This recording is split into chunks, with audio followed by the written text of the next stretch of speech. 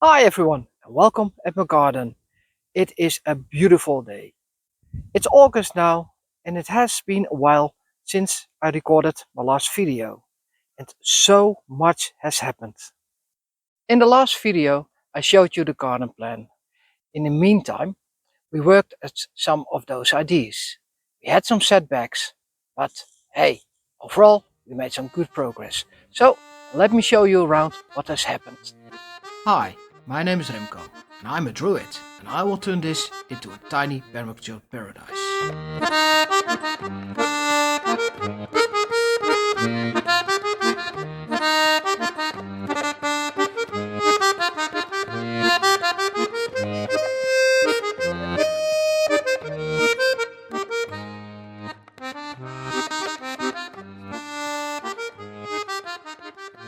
So one of the most important goals for me is to transform this garden from kind of an ecological desert into a rich biodiverse environment. And the first step in that journey is regenerating the soil. I know it's going to take patience and I'm focusing on taking small steps and making the right choices along the way. Right now the garden isn't producing abundance yet, but we are already seeing some exciting changes. For example, last year most of the strawberries had diseases, but this year the harvest was so much better. And the funny thing is, the key was actually not removing the weeds. At the moment the strawberries are sending out runners, so I set aside a little area in the food forest to transplant the new strawberry plants. In that spot I cover the soil with hay to keep the moisture in and prevent diseases. But I also let weeds grow because they actually help the soil. They trigger all sorts of natural processes that make the ground more fertile. I already transplanted a few strawberries for next season, and more are on the way. We also had a really good harvest of red currants this year. Last year the bushes were covered in lice and hardly producing anything, so I decided to prune out the old wood and stack it into little piles. The sparrows loved it. They were hiding in the piles picking off insects. And this season I noticed something amazing. So many ladybugs everywhere. As a result, the red currant bushes had no lice at all. They produced like crazy. We had way more than we could eat, so we ended up making jam out of it. Such a nice surprise compared to last year. Weeding is always a tricky subject. Like I mentioned before, I really want to kickstart the natural processes in this garden because when I first started, the soil was basically dead. Here in this region, the traditional way has always been to keep the ground as clean as possible, pulling out every single weed and piling them up in a compost heap. But I've started to question if that's really the best way forward. In my opinion, if you keep things too clean, the garden actually becomes more vulnerable to pests and diseases. When plants grow together, they can support each other. They attract beneficial insects that helps to build a stronger natural balance. Of course, there's an other side to it too. If the weeds get too big or too many, they overgrow the vegetables and steal the nutrients from the plants we actually want to harvest. For me, as a druid, life is really about finding balance.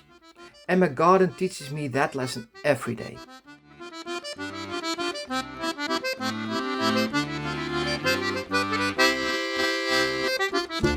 In the last video, I shared the garden plan with you. And now some of those ideas are already starting to come to life.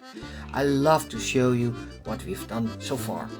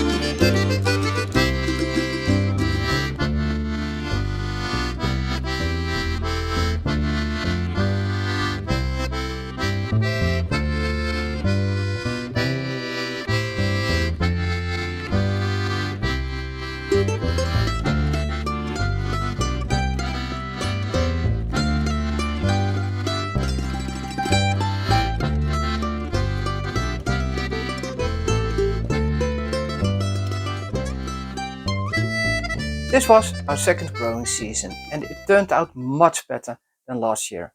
Some of the things that didn't work at all last year did amazing this time, like the potatoes. For example, last year I had to throw away the whole harvest because of brown rot, and now look at the results. In our food forest, we also harvested the first fruits like plums, raspberries, elderberries, hazelnuts, and even almonds. And this looks promising for the next coming years. At the start of a growing season, we had some big plans to build our own greenhouse. So we bought a cheap one online. It was a second-hand one for learning purposes, try to figure out what we can do with it. So in a couple of days and many hours spread over those days, we put it all together and it looks pretty nice. But then the weather changed.